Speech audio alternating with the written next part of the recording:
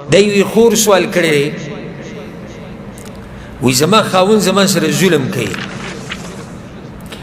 ظلم څنګه کوي؟ وایي زما د واده اتمه میاشت ده او وایي د اختر په ورځ زما خاوند ته پلار وایي چې ته به هلته راشي من کره کورونه وایي جدا دي، نو وایي دی د اختر ورځ هلته تېروي او ما پرېږدي کور کې. دغه شان د جمعې په ورځ ورته هغوی ټلیفون وکړي چې راشه ماسپښین ډوډۍ به موږ سره وخوري، نو دی هلته لاړ شي. زما د واده اتمه میاشت ده او دی ما سره دا ظلم کوي او وایي زه ورته وایم چې ما یوازې مه پرېږده، وایي چې زه د مور پلار خبره خو نشم غورځولی. نو څه نصیحت دی؟ الجواب نصیحت دا دی، زه ټولو ته دا خبره وکړم، ټولو مؤمنانو ته زما د زړه نه یو خبره او ډېره خوندوره او فایدهمنه خبره، که نارینه دي او که زنانه دي، ټولو ته دا ووایم. ولې دا مور پلار د واده نه بعد بدلیږي؟ دا ډېرو خلکو په زړه کې دا سوال راځي که نه راځي؟ ډېر خلک وایي یاره وایي چې واده یې دله نه یې کړی، نو یو شی نه چې واده دله وکړي بیا بل شی دی. دا هر سړی وایي. زه درته دې یو راز بیانوم نن او ډېر قدر کوي د دې مشرانو، ځکه چې چا سره نشته هغوی ته یې قدر معلوم دی. زه درته دې یو راز بیانوم. کله چې د هلک واده وکړي او کور ته ښځه راولي، زه غواړم چې دواړه په دې خبره پوه شي، د هلک کوم او د جنۍ ښځه خاوند ټول، او تاسو ټول په ځان پوه کړئ، که څوک دلته ناست او که څوک مایني او که څوک اوري، په دې خبره ځان ښه پوه کړئ. ورې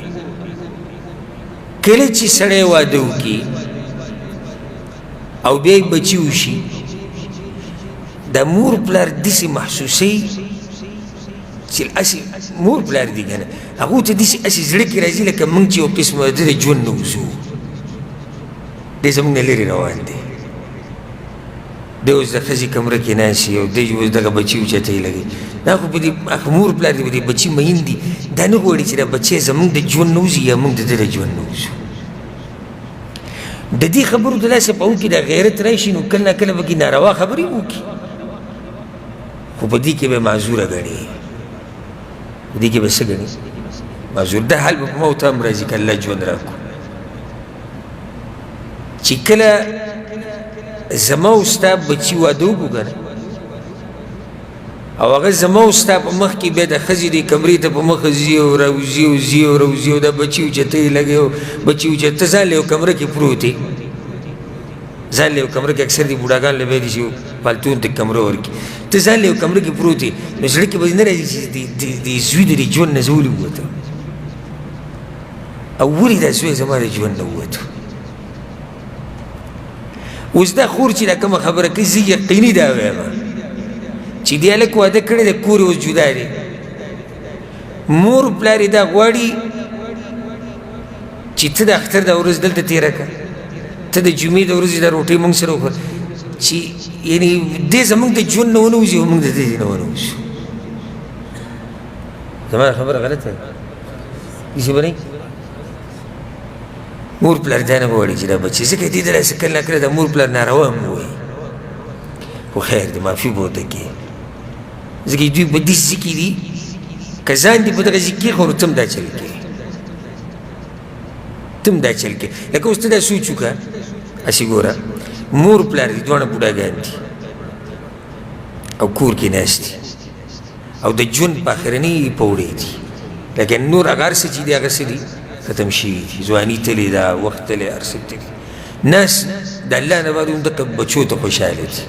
زوی دی او لور ده او نصیب. دا هلک او جنۍ پروګرام جوړ کړو، جنۍ برقه واچوله او هلک ځان سیټ کړو، ځان سره بچي غېږ کې راوستو، ووتو کور نه لاړو او بوډا بوډۍ دغه شان یوازې کور کې پاتې شو. پسې دوی په زړه به څه تېرېږي؟ یعنې هغه څه ته چې دوی ناست دي د الله نه بعد، هغه دا حال نه لاړ، نو دوی به څه نه وایي؟ انسانان دي که نه، مشران نه دي،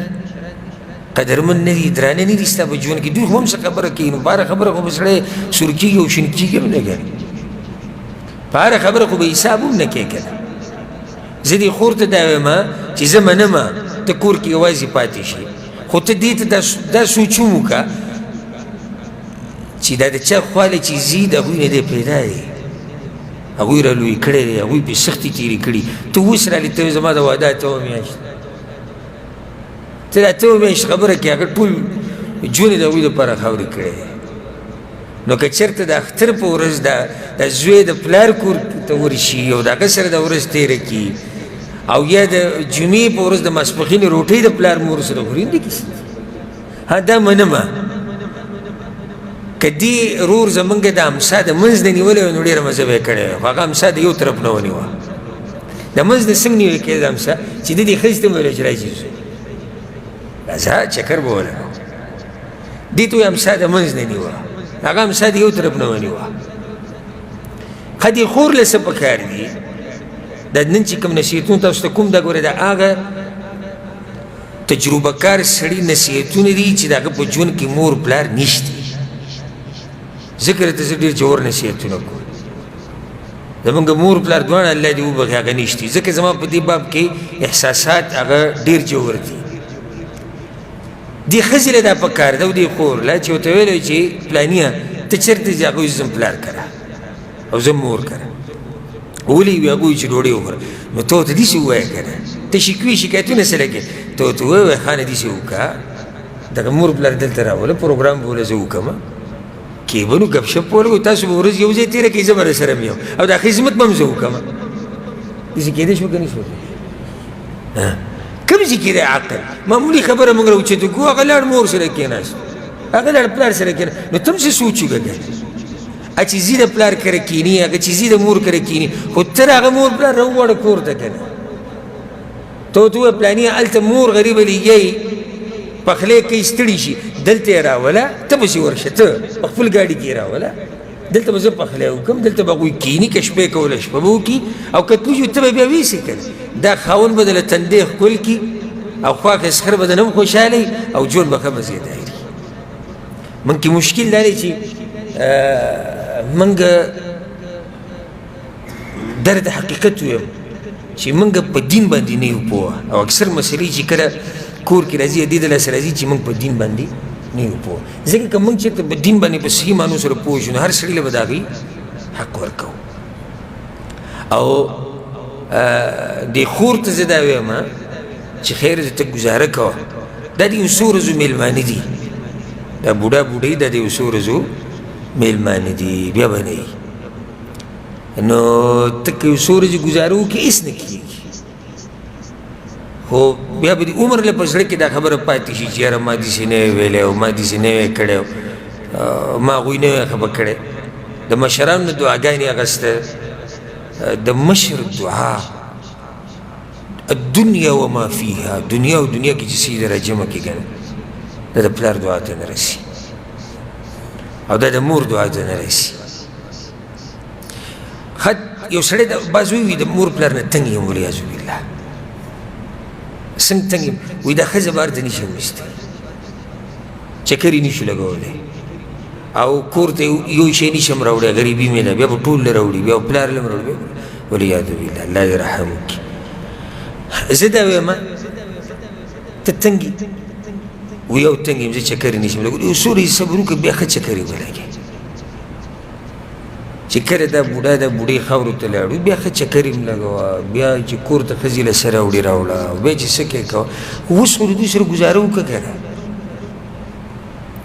یو څو ورځې یو څو کاله به د هغوی پاتې نو دا یو څو کاله خیر دی ته ګزاره وکړه دا ښځه په تا دومره زوروره دا بچي تا ته دومره ګران دي چې تا د دنیا قدرمن شخصیات هغه ته راواغستو شاته دې ګزار کړو ته زه دوی نه تنګ شوی بله دا چې د ښځې له دا سوچ پکار دی او هلک له هم پکار دی چې کله انسان بوډا شي نو دې نه دی زدي شي زدي زد کوي زد لکه ماشوم شي که نه انسان چې عمر زیاتېږي بیا ورو ورو کمزوری کېږي دی بیا زد کوي نو ته به ورسره ګزاره کوې لکه اوس یو پلار زوی ته وایي چې نه ته به ما سره ځې نو دې زوی له هم پکار دی چې به دې پوه شي چې اوس دې ټیم کې دا پلار یې ګورې دې ته نه ګوري چې ده تله پکار دي که نه دي ځکه هغه به خپله زوروره وایي نو زده لاړ شه ورسره او د ښځې له هم په کار دی چې په دې ځان پوه کړي چې د دوی د عمر اوس داسې دی چې دوی کې یو قسم زد راغلی دی. او بل ګوره ښځه ټلیفون وکړي سړي ته ووایي زه پلار کره ځم بیا راشه ما زر بوځه او وایي ښه چې راشي ته چې راشي دا ته زه د بعضو حالات ویم او الحمدلله چې د داسې قصو نه الله څوک وساتي هغه له حمد او ثنا د الله ویل پکار چې دی کور ته راشي هغه سخرې ورته ټلیفون وکړي وایي ته ورسره هم راشه دغه ته څه ووایه هلک ته ته ورسره هم راشه ته هم راشي شپه به دلته تېروي ګپ شپ کولو دی لاړ شي مور پلار پرېږدي هلته صحیح شو که نه زه دا نه یم چې دا کار حرام دی حرام نه دی خو مشوره او دا هر څه په کار زه صحیح شو دی لاړ د شپه چې سخر دومره امر کولی شي چې ته راشه هلته او دا جنیم ځان سره نو د کومو نه چې پیدا دی که هغوی ورته ووایي چې اختر له دلته راشي یا جمعې له دلته راشي نو څه تندر څه چلو شو ګزاره په کار ده دا خلک دا په ژوند کې یو پیر راځي بیا نه راځي ښځې دا یوه دا نه بله هغه بله نه بله نه بله څلورو ښځو اجازت ګورې شریعت ورکړی په یو ځای